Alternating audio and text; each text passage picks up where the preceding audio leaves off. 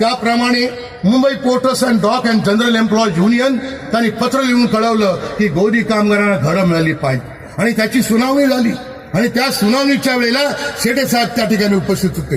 गोदी कामगारांची मागणी त्यांनी प्रभावीरित्या त्या कमिटीसमोर मांडली आणि त्या कमिटीने निर्णय दिलेला आहे. तो काही कॉन्फिडेन्शियल आहे तरी पण त्याची आम्हाला सुगावळा लागलेल्या आहेत. त्या कमिटीचे चेअरमन हे आपले यशोधन वनगे साहेब होते. हे आपले डेप्युटी चेअरमन आहेत. त्यांनी पण त्यासाठी शिफारस केलेली आहे. ही एक महत्वाची गोष्ट आहे की गोदी कामगारांना घरं दिली पाहिजेत म्हणून. आजचा हा मेळावा पाहून कदाचित त्यांना आता कळेल की ते हसण्यावरील हेत होते काही मंडळी की काय होणार आहे मेळाव्यामध्ये, काय होणार आहे मेळाव्यामध्ये. हा मेळावा पाहिल्यानंतर आज जर आपण इतक्या संख्येने उपस्थित आहात तर तुमची मागणी ही 100% पास झाली हे तुम्ही लक्षात घ्या. आज तुमच्या उपस्थितीने तुमचा लढा हा यशस्वी होण्याच्या मार्गावर आहे हे मी तुम्हाला सांगू इच्छितो.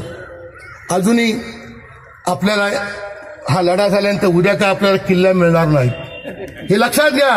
की आपल्याला हे जोपर्यंत तुमच्या हातात किल्ली मिळत नाही तोपर्यंत आपल्याला लढावं लागणार आहे. या ठिकाणी प्रवीण घाळकर साहेब आहेत. त्यांनी गोदी कामगारांसाठी लढा दिला. दत्ता ईश्वरकरसाठी लढा दिला. आज 10,000 पेक्षा आसपास त्यांना घरं मिळालेली आहेत आणि अशा व्यक्तींना आम्ही तुम्हाला मार्गदर्शन करण्याकरता या ठिकाणी पाचेकरांचे उपस्थित आहेत. त्यांनी लढले, सगळ्या महिलांसहित रस्त्यावरती उतरले आणि अजूनही त्यांचे लढे सुरू आहेत. आज बिल कामगारांना घरं मिळत आहेत की दत्ता ईश्वरकर प्रवीण घाग यांच्या प्रयत्नातून मिळत आहेत हे पण लक्षात घेतलं पाहिजे. आणि म्हणून मला विश्वास आहे मुंबई पोर्ट्समध्ये काम करणाऱ्या कर्मचाऱ्यांना घरं मिळायला आता दूर राहिले नाही. तुमचा लढा यशस्वी होण्याच्या मार्गावरती आहे.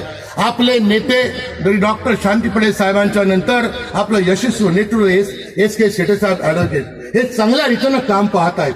आज तुमची पगारवाढ झाली आणि ह्या पगारवाढीचं खरं शिल्पकार असतील तर एक सिनियर लीडर म्हणून ऍडव्होकेट एस के शेटे साहेब या ठिकाणी आहे आणि त्यामुळे आपल्याला पगारवाढ सगळ्यांचे प्रयत्न आहे. 6 महासंघ होते पण आता हा घरांचा लढा सुद्धा आपण करत आहोत. त्यांच्याच नेतृत्वाखाली आपण करत आहोत.